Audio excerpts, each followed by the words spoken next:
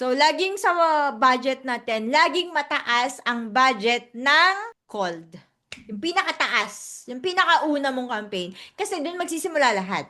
Hindi ka magkakaroon ng warm audience mo kung wala kang cold. So, pinakamalaki kagad yung budget ng cold mo. Pwedeng ang budget mo sa cold up to 70%.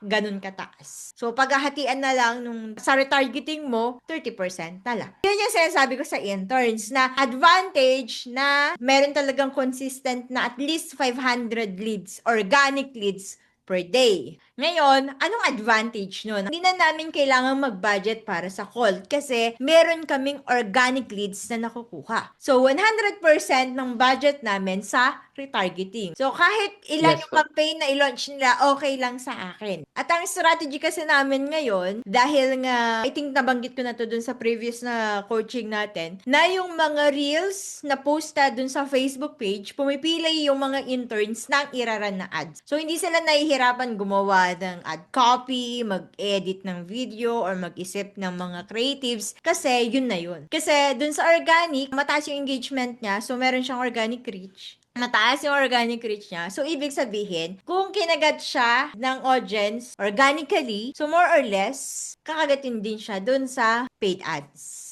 At the same time, kung maalala nyo, meron tayong tinatawag na PPE. Nagra-run tayo ng mga PPE campaigns para dun sa social proof ng mga ads natin. So, dahil gumagamit kami ng mga reels, mga existing reels na doon sa Facebook page na mataas na yung engagement, hindi na kami nagra-run ng PPE. So, totally, 100% ng budget nandun na sa retargeting. At ganun dapat ang magaling na media buyer. Alam nyo, kapag nagamay nyo yung Facebook ads, in general, yung marketing, kahit sa organic, kaya nyo din eh. Kaya nyo din mag-strategize. Kasi, parehas lang naman ang concept nila eh.